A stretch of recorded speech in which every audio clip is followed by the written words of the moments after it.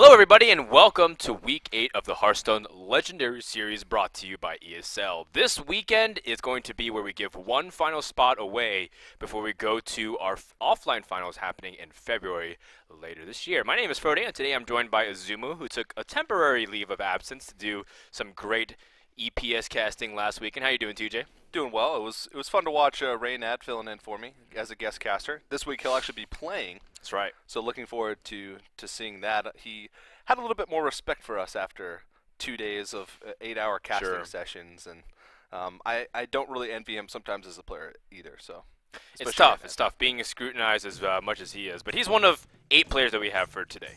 Who do we have the rest of the 7 players, TJ? All right, well, Fishyyy and LonelyLink, that's going to be the first matchup of the day. Both these guys are top legend players. Raynad versus Fishyyy is going to be the second match. Fishyyy we actually saw in week number 2 make it to the open bracket, so he is a 2-timer. It's a really tough thing to do. Then Santa versus Gooby Centro, making his 3rd time back from the open bracket, which is incredibly impressive. And then we're going to round off the day with Unk Tennis 23 and Kawiyat. I think I'm pronouncing that correctly. Yeah, that's going to be the hardest match to cast just because we don't know what these guys are playing or who they are, but also we probably don't know how to pronounce their names correctly. Exactly. And we'll be self-correcting ourselves quite often. So it should be a fun day. Single elimination for anybody tuning in and wondering how the things were, like how it progressed. If you watched the first few weeks, you noticed that it was double elimination in the open finals. We're transitioning to single elimination because that's how the bracket was. It felt a little weird to go top 4 double elimination from that point on for final 2 spots. Sure. This time, it's much more of that open finals nature.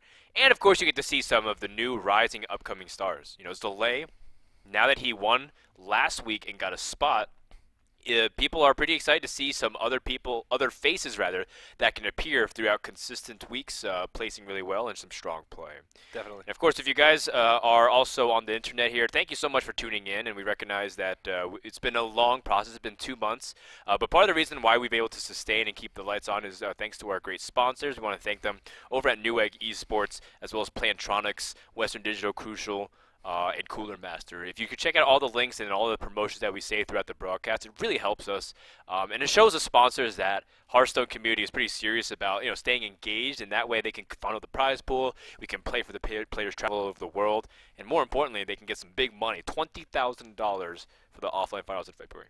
Yeah, it's a pretty big deal, and we do this week after week, and I know a lot of you out there really enjoy watching these guys play it week after week, and it really just wouldn't be possible without them. So if you're looking to upgrade some of your equipment or just maybe looking to support us, then go ahead and check out the sponsors, right. maybe purchase some things. I think I'm about to buy a new computer thanks to my roommate / producer here is Milkcast. He was helping me assemble some of the parts, and he'll help me build it out. And it's all, we get Newegg stuff, and it felt good because for a long time I've been using this like kind of okay laptop. It's pretty strong, like 4 years ago, but it's time to upgrade it to play Hearthstone. I don't care. It's going to overkill a lot. An i7 for Hearthstone. I'm going to do it. You can do that on your phone. Thanks to Newegg. Well, let's see if we're ready for the first match. I believe we are. Let's take a look at the match plate and see Fishyyy versus first time they appear. And a few things stand out to me, but the one thing that I noticed immediately is we have 6 different classes, TJ, here today. The metagame has been in a flux.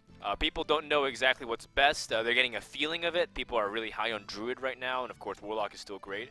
But I'm expecting some interesting and unique decks here today.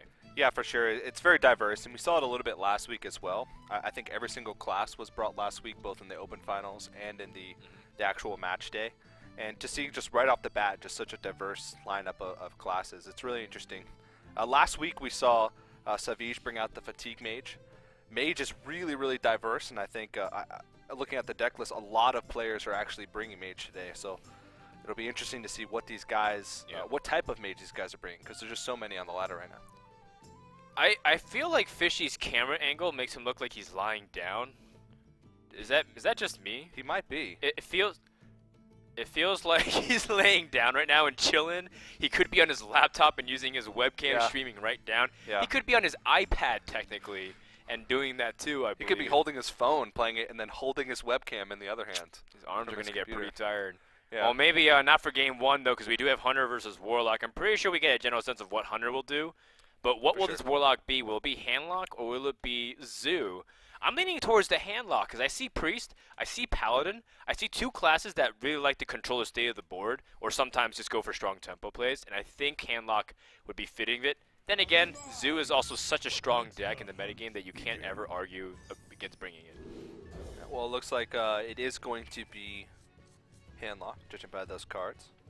Yeah, Zombie Chow and Zoo doesn't really fit anymore. I think they experimented with it a little bit in the beginning when Naxxramas first came out. I think Trump was the one putting Zombie Chow and Zoo because he says Zoo is not aggressive, it's a board control. But sometimes you need to be aggressive. Yeah. Okay, well, Glaivezuka. It might be one of those games, depending on how the handlock can respond to this Hunter deck. Handlock against Hunter is pretty tough, TJ. What are some of the keys that you think handlock needs to win nowadays since post-GVG? Molten Giants are definitely a big go-to. I usually keep Molten Giants in my hand when I'm playing handlock against Hunter. Regardless, you just need to have a way to stabilize at some point. And once upon a time, this matchup was nearly impossible, but also taunts, early taunts, or just being able to control the board early or put pressure on early as a handlock is really good. Having plays early on is a big thing. There's a lot of plays here. I like Ancient Watcher, though, because it has so many ways to be activated. It has the Ironbeak Owl to silence and become a 4/5 Yeti. It has the Sunfury Protector for taunts. It even has Shadow Flame in case the board gets way out of control. And you could evaluate everything that happens in the next couple of turns. Yeah, a very decent start here for LonelyLink. Mountain Giant, not so great in this matchup. Unfortunately not. And I think that's just both sides of the draw. You had the Ancient Watcher was probably exactly what you wanted, and then you have Mountain Giant, which is the last card you want to see in your deck. Yeah. Do you think the Glaivezuka going onto the Knife Juggler here was the best outcome, or do you think that Fishyyy wanted something else? I think he wants to spread the love a little bit because he wants to force the handlock to sort of make a decision. Because you want the Knife Juggler has so much value innately, and because of the juggles every single turn, it's a very high priority removal. So spreading the wealth a little bit and forcing him to make a tough decision. Gotcha. So you're pro-communism? Yes, that's exactly. Gotta spread You're that against wealth. freedom? I found him, boys. No freedom for the Clockwork Gnomes.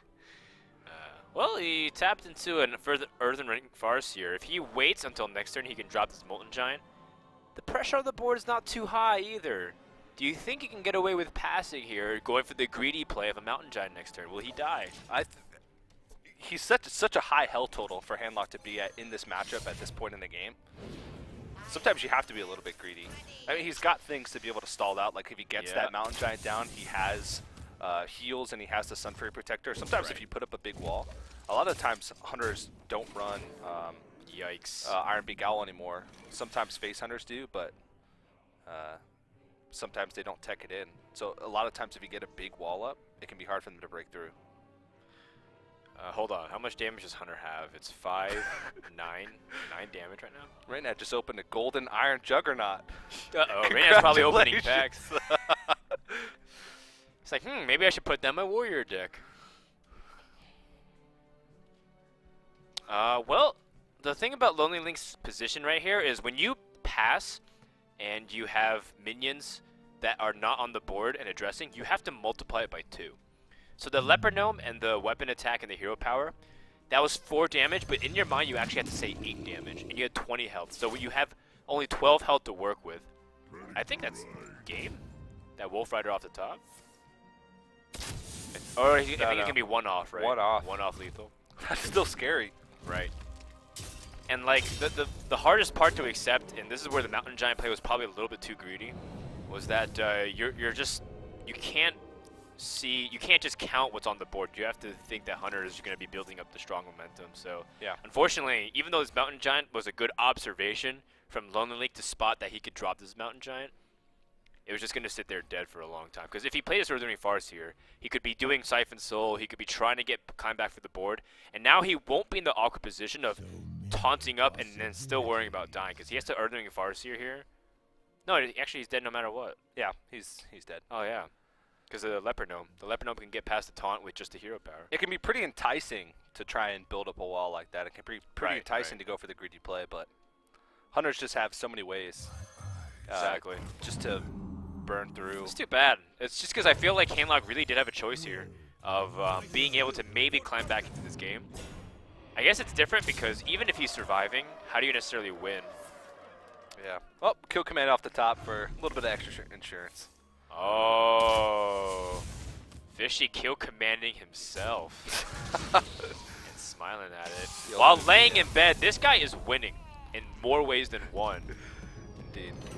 Yeah, so the actual overlay was a little bit backwards there. We had Fishyyy was playing the hunter, but yeah, his I mean the icons were correct. The icons were correct. It was just the webcams were a little bit wrong. So, sure. But Fishyyy did win that first game, so he's going to take a 1-0 lead. And a lot of people are saying that Handlock is in a better position against Hunter than it once was since GVG, but there's still chances for you to just get completely blown out. And he had a chance to make a little bit of a better decision there. I think it's really tough because Hunter's holding like what 2 cards, and he had a Leper Gnome on board. He didn't know he had another weapon. But if you even assume he has 1 kill command, because kill command against the Handlock is just so important to have, it's still very optimistic to think that that Mountain Giant wouldn't have costed you. Because again, you have to multiply it by 2. You're passing this turn, taking damage. You play it, it takes your entire turn, you take damage again, and you have nothing to show for it. So it's one of those scenarios where, as much as you have to look for ways to win the game, don't throw away your opportunity to survive, or just like throw away the game. Definitely. And you also have to factor in the Leper Gnome as well, because you not only have to multiply the damage, you have to factor in the fact that even then, and there's just so many ways, you have to sort of realize Glaive-Zuka a lot of the time is put into that aggressive face hunter. Yeah. So you have to realize that most of the cards in his hand are going to be for doing damage. It's like another kill command. It's 5 damage effectively if you can get 1 hit with a minion for 2 mana. So yeah, it's pretty strong, and it's a card that people don't really play around that often. So I don't blame him for that. It's just more of he definitely has some preventative measures. Now we go into game number 2. I believe it's Druid versus Priest. This is correct. And this matchup is going to be interesting to say the least, because I think Druid has had is right now having its time in the sun.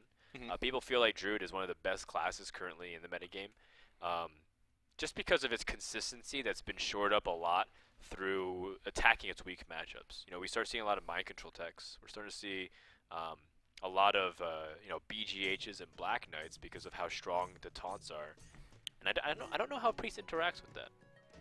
No, I think they don't necessarily get countered too much by mind control tech, but I think overall Druid just has a pretty decent time against Priest.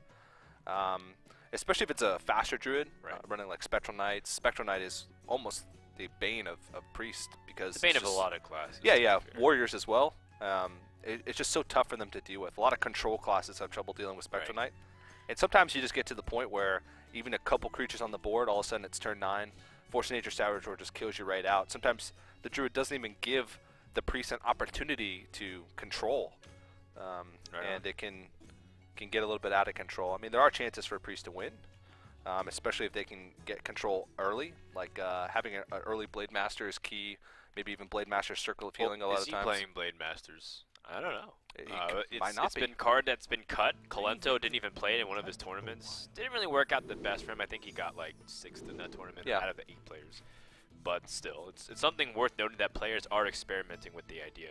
And you're absolutely correct. Priest needs to have a strong start. Now I'm looking at this Priest already, and I see Death Rattles in 3 out of 4 cards, which heavily implies, especially with this Loot Hoarder, heavily implies that there's Undertakers in this deck. Woohoo! I'd say this is a pretty decent start for yeah, it's not bad. Fishyyy. I think he still wants to have a 4 mana card to play, or maybe even a Shaded Next Rammus, because he doesn't have anything other than hero powering afterwards. Yeah, because if he Wild Growth next turn, then he'll be stuck on 4 mana with only a Wrath and a hero power to play. Well, this is problematic. Yeah, it's pretty annoying. Wild Growth almost snap called. I like that Fishy's not taking too long, because these plays are pretty straightforward. Definitely. Some players I don't want to say that they're try-harding, but it's like it does feel like they're going a little bit too extreme sometimes with these tactics to be mysterious and like confuse their opponents. Like, well, turn 2 is you're gonna either wild growth or you don't. Yeah, well, this is a long day for almost everybody. Right. Preserve your stamina. Yeah, sometimes it's a benefit to actually play a little bit quicker, especially in the early turns when there's not too much to think about. Sometimes being too thorough can be a downfall, especially for the players. Today we actually have all American players except for Phrase. He's UK. UK. So we won't be suffering too much from fatigue for it being like really late into the night, like with the Taiwanese players or the European players that are further east. Sure. But still, it's a long day for all these guys. This ends up being something that costs him because, incidentally enough, well, actually, hold on. The Keeper of the Grove was drawn. I was going to say his only play was to Wrath, and you want to control the board. And now, I guess it just does 2 damage effectively anyways, but silencing the effect. Yeah. Not the same. Is someone injured? He's going to be able to Northshire draw Cleric. here. So he wants to get the sharp card advantage. Alright. We haven't seen too much. Semi-expecting Dark Cultist. Yeah.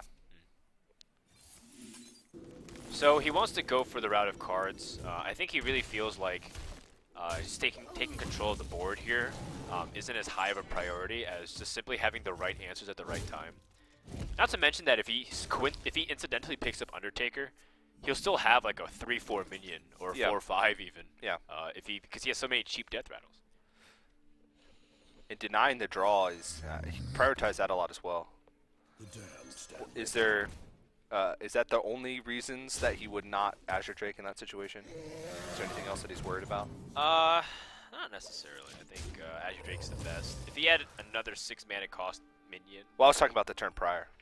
Oh yeah, you're right. That's a good point. He didn't Azure Drake. I was busy analyzing the Northshire Cleric. I actually forgot what was in the hand. Yeah, he really wanted to deny the draw. Yeah, and I guess really without a turn 6 play, I mean, I guess you can save Azure Drake, but if the priest had decided to go for a draw play the following turn, it would have really messed up his own curve, and he wouldn't have been able to take much initiative on board. It's hard for a priest to do with Azure Drake to begin with. Yeah. Well, he played straight into swipe, but the good news is that there is no swipe. Okay. And this looks to be a slower ramp druid. I mean, Sylvanas was already a hint that it was a slower variant, but you know, when you see Ancient of War and Sentient Shieldmaster, it already implies it. Now, don't make that's not a safe time to assume that it means he doesn't play combo. I know a lot of ramp druids have cut combo from Force of Nature and Savage Roar completely from your deck so you can't burst. But I've seen people just replace the Chillwind Yetis with Senjin, replace like you know, 1 combo with Ancient Watcher, or even still run double combo with Ancient Watcher. It's like, it catches me off guard sometimes. Yeah. I see an Ancient Watcher and I'm like, I never have to play against combo ever, and I still die. I really like Senjins. And you're right. It's been a while since I've seen a druid run Yetis consistently. And Senjin deals with a lot of 4-drops that are popular right now, like Paladin Shredder. Senjin deals with Paladin Shredder very, very well. Well, this is not ideal in the slightest. I wonder if there's an interesting puzzle here to clear the board. I don't think so. The only way to cleanly clear the board is to circle of healing and then trade it in.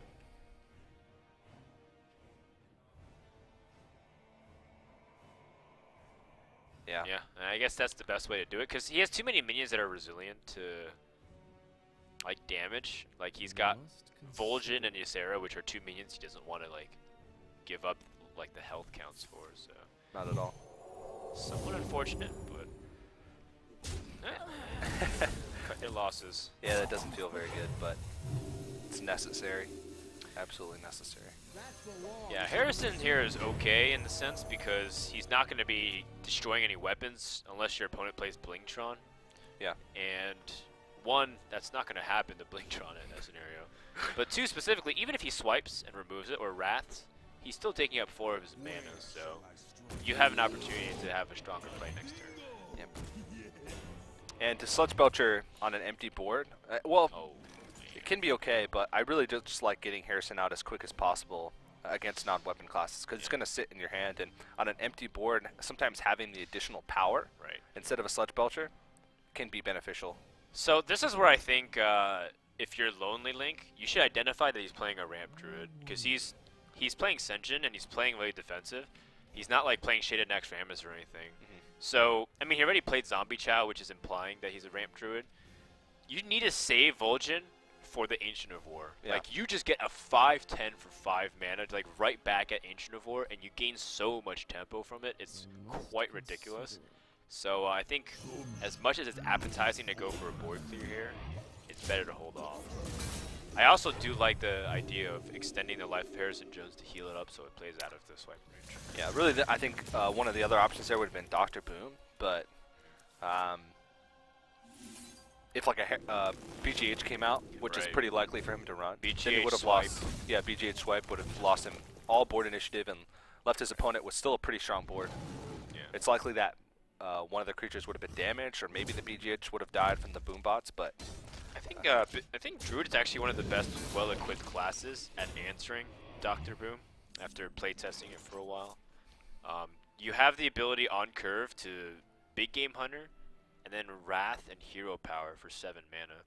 And that cleanly takes out almost everything, and if the boombots roll low, then you just took a few points of damage. You're ahead on board. You didn't lose really card advantage whatsoever, because the Big Game Hunter killed Dr. Boom, and the Wrath cycled for 1.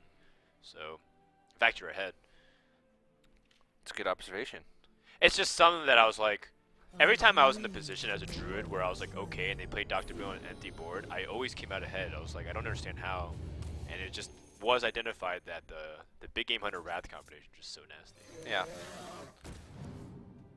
He's got to silence as Ysera. Yeah. But even then, Ysera's gotten the 1 card she needed. So actually, I think this game's about to swing 180. Yeah, Ysera can be really, really tough for druids to deal with. Oh my god. He's going to play Dr. Boom after this, too. And he's got Undertaker. Oh my god. Undertaker into Dr. Boom. Buffs the Undertaker to a 3/4. Yeah, that's a really strong combo. And Fishyyy is not happy right now at all. What's there to think about for LonelyLink? I mean, I guess this is one thing where he wants to hesitate to see, because it looks so good that you want to be careful. But you play Undertaker. I think he's also thinking about maybe there's a chance for him to die if the opponent had the exact combination of double Savage Roar. But well, it's at this point he has to realize that it's pretty ramp heavy, and in all likelihood, it's whoa. There's a Shade. Yeah, Shaded Naxxramas can be in ramp as well. I mean, we've seen some people include it, maybe cut one of them so they can have mind control tech, so it serves as a 3/3 body. Yeah, sure. It's all relative. I mean, I don't want to go all Einstein on you, but there's nothing definite right now in Hearthstone. Like, if you see it, you're like, okay, that should make sense. You know? Everything makes sense. Life is cyclical, man. Well, how much damage does he have? He's got 4, 7, 8, 10 damage. Not enough, but this Boom snipes the Shade would be pretty cool. Not quite. Worst outcome, but in terms of where it hit, but doing some decent damage. 3 damage is okay. And this is the strength of Ysera against Druid, because even if it gets silenced, which is likely, that's about the only way that Druid has to deal with it, unless they use like a Force of Nature Savage Roar combo to kill it. Exactly. It's still a 4/12, which is huge and just really problematic. So it's just such a valuable card, especially in this matchup. LonelyLink is trying to figure out any way he can die. The only way he can die is if his opponent had Force of Nature, Savage Roar, and Innervate for an extra point of damage. So he's just going to be super duper safe and heal himself. He says there's almost no way I can lose from this position. The only way I can lose is if I throw it away. Yeah, and with Mind Control and Vol'jin in his hand. Yep. He is running a combo piece, by the way. Okay, wow. So that's like, you know, it's something that's worth thinking about. And like we're talking about, as much as it might be a scenario where you say there's no way he's playing the combo, sometimes they are. This is nasty. You Fulgin and Shadow Madness, and you just destroy the board. It's just absolutely devastating. It's like, as this scenario, this is what Priests froth for. Yeah. And I think this matchup for Priest is a little bit better. Slower Druids give them time and a little bit of extra room to control. Yeah, so Priest sees the board early on, and even though it was a Death Rattle Priest, I like the pacing of which LonelyLink played it. It was just saying, you know what, I don't need to like go super fast and super hard. He played more of the card advantage thing. You know, something that we were talking about. That deck in general, you favor board control so much that oftentimes you get lost in the grand scheme of how to play the matchup. And I think he played pretty well. He did. Yep. Fishyyy not happy though, feeling like he might have got gypped a little bit, but it always feels like that sometimes with you know, when Priest, because Priest is the class that takes all your cards. They, you know, they manipulate the attack and the health, and it just feels unfair. But all it takes is for you to play Priest a few games and you understand. So, yeah, it's very reactive, and then you get those games where the Priest just doesn't have answers, and you feel like, well, why is Priest even strong to begin with? So it goes both ways sometimes. So this third matchup is going to be Mage versus Paladin. It is tied up 1-1, so we will be getting to at least one of those blind pick stages later on, where if you're new to this format, it's basically they can pick any of the 3 decks that they've used thus far that you see on their screen, and they don't know what their opponent's going to pick. So it gets a little bit interesting when it gets to that stage, but we still have one more match to go for then. Yeah, it really does depend on what Mage is bringing here. There's about 5 or 6 different Mage decks you can see now, which is quite a lot. It's a lot. I think Mage is actually the most versatile class right now in Hearthstone. Yeah. People tend to look at Warlock as the class to show flexibility based off its hero power scaling, but Mage actually has the most archetypes they can see. You can see an aggressive Mage, you can see a mech Mage, you can see a control Mage, you can see a freeze Mage, you can see a Giants medic Mage, quote unquote, that Zedalot's been playing. I'm at 5. You can play Fatigue Mage. And then there's like weird variations of like Strife Crow, Hypes Mage, that like Value Mage, like a mid-range Tempo Mage. You're right, absolutely. That's that they call it Value Mage. Yeah, that's a lot. And then now there's like different, even within those archetypes, there's different variations. Are you playing Echo Medivh? Are you playing, you know, the super high-end cards like Alex Straza? Well, Mech Warper heavily indicates what kind of mage deck this is. Yeah, it's Mech Mage, and it looks to be not a slower Mech Mage, but not like a super all-in aggressive Mech Mage with spider tanks and mechanical yetis. And it's very tough because LonelyLink doesn't have a way to answer Mech Warper, and that's going to mean 3 mana is effectively gained. Wow. Yeah, that's the worst feeling in the world when you don't have a way to deal with Mech Warper or like Undertaker or... Well, because now even if he deals with Mech Warper, it's like the damage has been done. There's now a 2 mana spider tank out there, which is like a slightly worse version of Millhouse Mana Storm. Yeah. Yeah, so he goes ahead in hero powers instead of throwing out the Knife Juggler, just because he's pretty sure that his next play is going to be True Silver Champion anyway, and he doesn't want his Knife Juggler to basically just die for free to the spider tank, because then he would just end up using the True Silver on the spider tank next turn anyway. Yeah, excellent observation. That's precisely what LonelyLink was thinking about. There's a lot of synergy with Knife Juggler in the Paladin deck with Muster for battle and just the hero power, so no need to toss it away unnecessarily. You can get some clutch juggles later on in the game. You might. It might be your way to. It might be your ticket back on the board. It's actually the name of my new Hearthstone team. Clutch Juggles. Clutch Juggles? Look out for it, guys. Ranked 5s coming. Yeah, the stipulation of everybody's contract is that. Your ranked 5 teams called Clutch Juggles. Still have to play your placement matches, though. Yeah. Everybody's forced to play Hobgoblin Warrior. It's just how it is. Have to play a Knife Juggler in every deck. Uther versus Draven. It's like, what?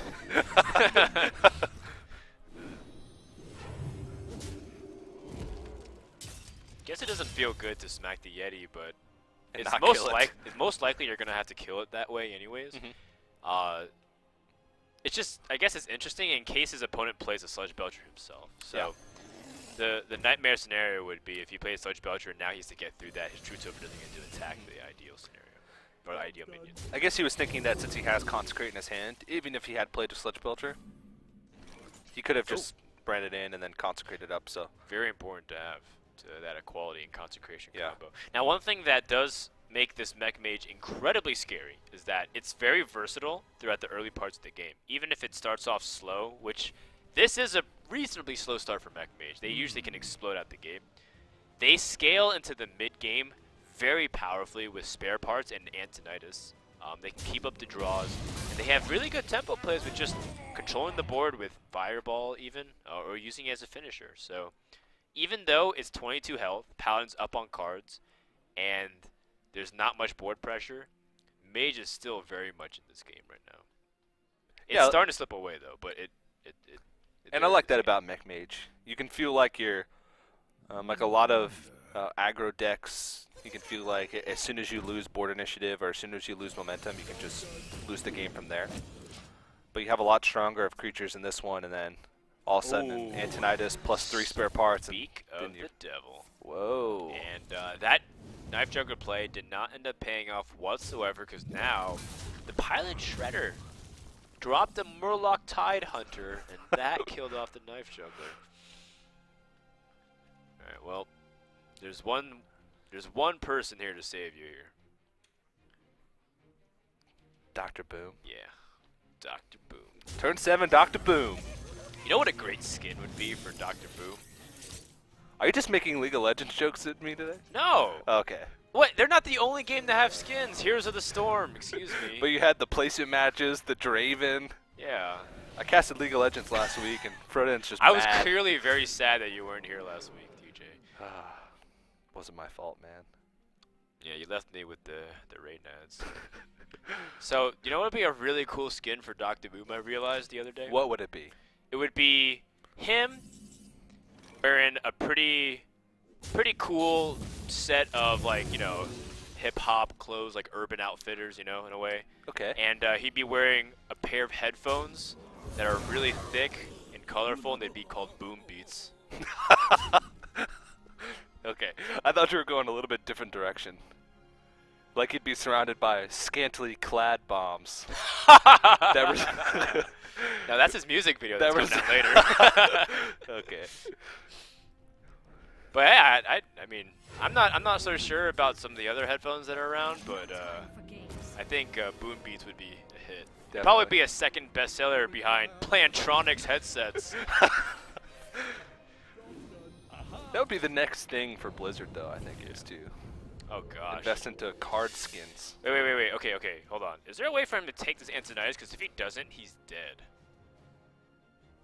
Well, maybe he can kill him on the... Oh, wait, he can kill Equality Consecrate. Are you forced to do that, though? Because you weaken your board a lot. I don't think you have a choice. Alright. I mean, you can use the armor plating to put one of your creatures out of range Boom, of... back up to 7-2. Yeah. Yes! And it puts it out of There ping range. Gotta be a way. Unfortunately, I think you're right. So you have 3 mana remaining. Do you want to time rewind or anything? So that way, like, you save it? Sylvanas. Oh, Okay. okay. That's a choice. And then the armor plating on Dr. Boom. Yeah, I think if I would have time rewinded anything, it'd be that. I mean, it was basically between that and the Dr. Boom, but... Yeah, I mean, More power Dr. on the board. Boom's the battle cry is really powerful, but more importantly, it keeps the damage on board. Did he not attack with the Sylvanas? No, he did. Okay. Yeah, he definitely. There's no way he did that much damage without attacking it. Okay. Oh, yeah, I see. like that he kept Dr. Boom on the board because it's more power and it's more mana. Okay. Oh, well, Theb. Yeah. And he's going to be able to freeze, but... He's dead to a true silver champion still. It's scary. Any moment he might be able to get killed off here.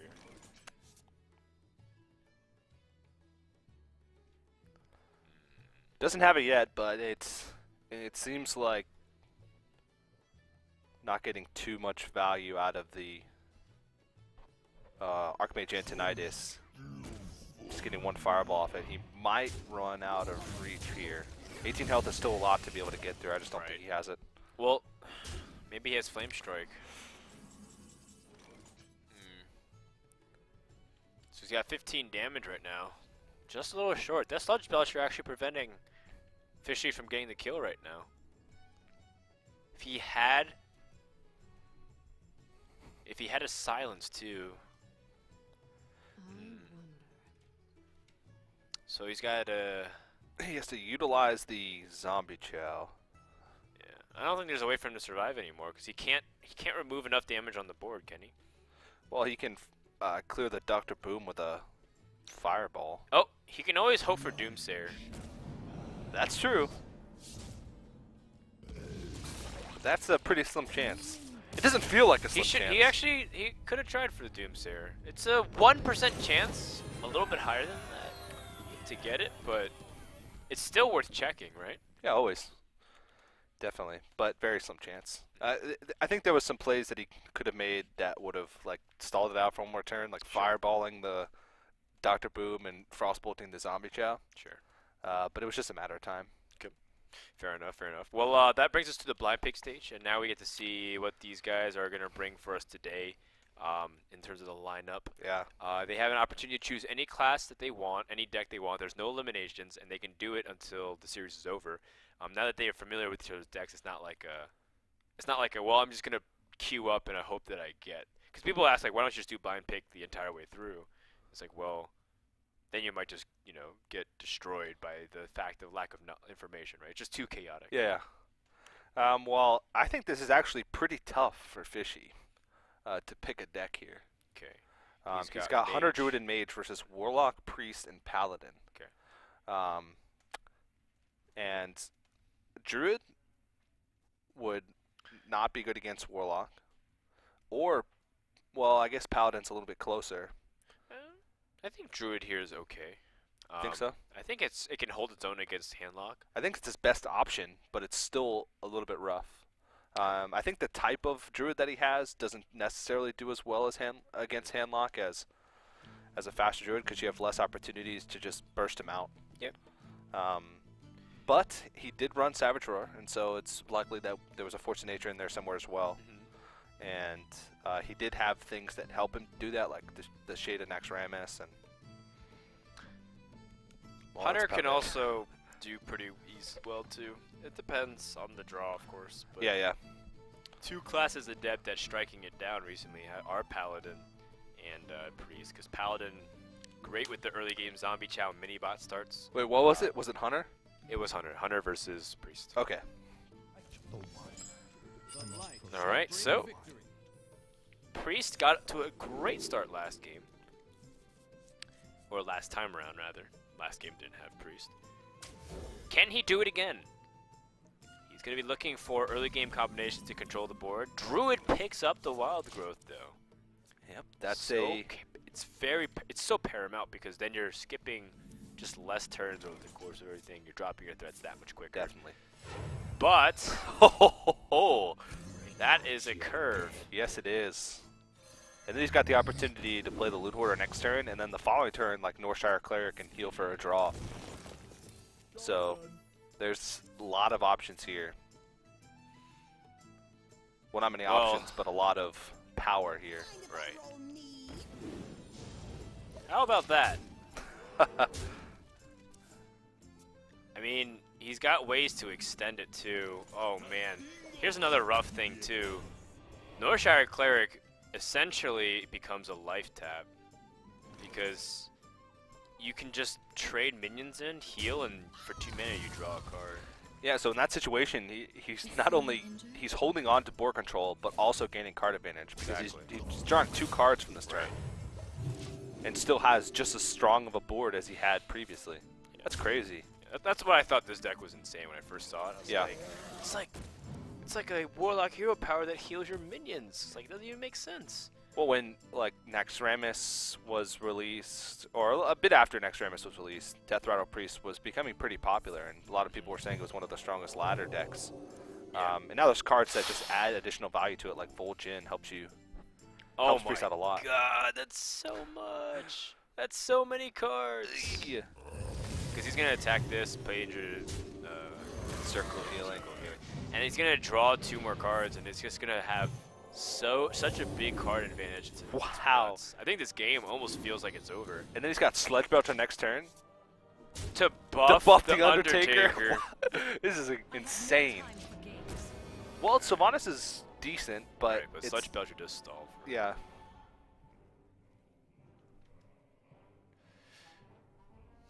Actually, I completely ignored the Sylvanas in the Druid's hand. Is this somewhat problematic? Very problematic. It's problematic because he doesn't want any of these targets to be stolen, but more importantly, if they get stolen, he can't deal with it easily without using a like Vol'jin or something. Like if he plays Sledge Belcher and buffs the Undertaker to what it would be like a 4/7 after if you factor in Power Word Shield. I wonder if he's thinking about dealing with it now, just like attack into it, trading, just like evaluating off of what it steals. So like you trade the Northshire Cleric and the injured Blade Master. And now he can kill whatever comes out. And I like even heal up the Undertaker a little bit more. So momentum has been stopped. Barely. Yeah, a lot of times you'll see players, especially players that think they have control over the game, when Sylvanas comes out to try and stop them, they'll feel comfortable enough to just leave it alone and just play that Sludge Belcher in that situation and keep going. But Priest is not a class that can just keep piling on aggression. I mean, sometimes they can win if they get a really great early start, but it takes them longer because they just don't have the burst. And so I like dealing with it right away. Feels a lot better. It does start getting crazy though, because now, like, Druid's just so far behind the cards. Like, he expended like 5 or 6 cards to kill off 1 or 2, and now, meanwhile, Priest was drawing off of that too. So, also, I think Fishyyy played a little bit quick. He wrapped the Undertaker that that was silenced. He needed to wrap the one that was not silenced. Oh wow! Yeah. I think he rushed that decision a little bit quickly. He seems like a really fast player overall. It could be on tilt too. That's true. Just looking at him, Fishyyy looks quite uncomfortable just with the status of how things are. Yeah, maybe he needs a sleep number bed. Yeah, I hope that's not the case here. Yeah, he seemed pretty visibly shaken after the first match, so it's possible. And being down 2-1 in the series, especially with such a great early start by LonelyLink, and seeing his smug smile after every play. Well, I guess this is could karma. anger you. This is karma for BMing earlier, right? Yeah, it is. You kill command your face against me?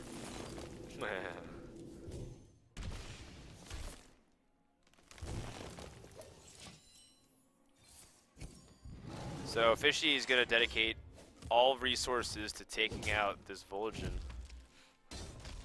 But Whoa. in the grand scheme of things, Priest is going to be fighting so efficiently. Just Shadow Word Death and move on. I mean, this card advantage is ridiculous. Oh, well actually, you might have to save that for Ancient of War. Yeah. Dr. Boom seems a little bit better. I think it answers it pretty well. Yeah. And I mean, at the same time, you have to worry if you're Fishyyy. Your health total is getting pretty low, and I said it before. Priest is in a class that's going to burst you down, but when you have a Dr. Boom on the whoa, well, that's a good draw. Yeah, the Big Game Hunter will stop it. More importantly, though, what will this Boombot do? Oh! It destroyed that Azure Dragon. High rolled it. I guess that's karma too for top decking. Well, hold on.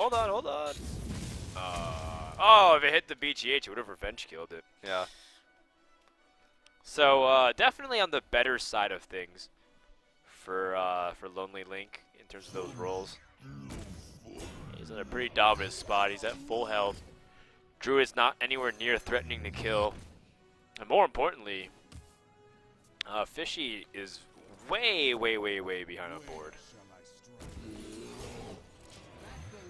Well, he's gonna play a couple strong creatures here, but he does not have initiative in this situation. So, and when you don't have initiative against priests, such a reactive class that most of the time they are gonna have an answer. Yeah, absolutely. Druid of the Claw is pretty problematic, though. Yeah, it is. He used both what's it called? Both Keeper of the Groves. Yep. So I don't know if Just use Sarah. it'll be silenced. I think you have to calculate if you might die. Oh, that's very true. Right. Very true. Sylvanas is not bad either on this board. Sylvanas is actually very good on this board. So you attack with the Sludge Belcher Healer, draw a card, and then drop Is someone Sylvanas. injured? Because you'll have one more mana floating. I like it. LonelyLink's playing very well right now. I think you have to have a lot of experience with priests to bring it into this type of tournament format. I think it's probably one of the, besides Rogue, at least in the past couple weeks, Oh. probably the rarest class. Yeah, now that he drew Akanai, he changed his play because he wants to trade in the Zombie Child, do 5 more damage. Whoa! Works for me. Yeah.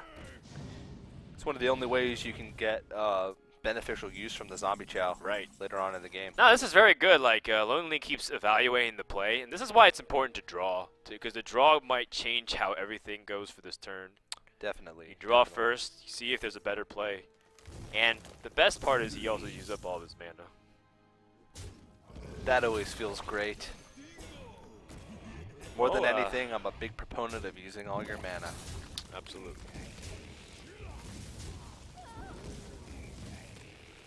Well, that's a pretty good way to deal with the board, but once again, he's been at a huge card disadvantage for a Yep. long time. Shadow Mana's a clear. And Shadow Madness, the bane of the Sentient Shield Master.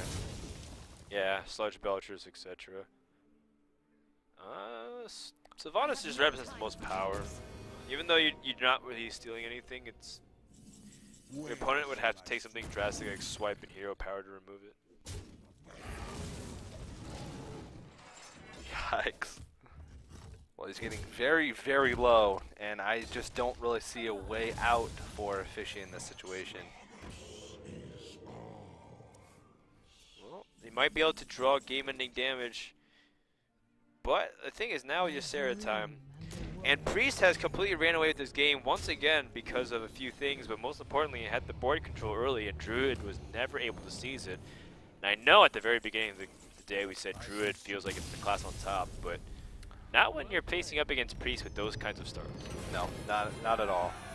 And Well LonelyLink played very, very well. Fishyyy, decent play, but it looked like he was playing a little bit quick, maybe a little bit on tilt. Maybe that's just how he plays in general. There was a lot of times, though, especially that last game, where there just wasn't many options. He just got outcarded, and it was just a little bit rough. But overall, very well played by LonelyLink, and Pretty quick series to start things off. yeah. And unlike past weeks, last week was the first week that we moved to single elimination for the Challenger Finals. So we won't be seeing any more of Fishyyy, unfortunately. And this is the last week, so his opportunity has vanished. Comes to a close. Alrighty, well, you can see on your screen there, 3-1, LonelyLink up, and the next matchup is going to be Reynad versus Phrase. That's right. This is the open finals. Reynad did not get invited here. We already No. used up his invite at the very beginning. Actually, that's quite fitting. Reynad was one of their first week invites, and now he's in the last week and potentially climbing through. That's going to be coming up for you after the break. Before we do, want to thank our sponsors over at Newegg, Western Digital, Crucial, and Cooler Master. They've been sponsoring us all season long. Check out all their cool products. Support the Hearthstone scene and click on the link below. Also, Plantronics has recently joined us as well as one of the sponsors bringing to you this season. They're giving away Hearthstone packs. It's classic. It's not GVG, but it's better dust ratios, a higher chance for legendaries. You can find out how throughout the breaks, throughout the broadcast, and as well as they're giving away 2 rig headsets, which you can find out more about at the link below. We're going to take a few minutes. When we come back, we're going to have Reynad versus Phrase here in week 8 of the ESL Legend Series Open Finals.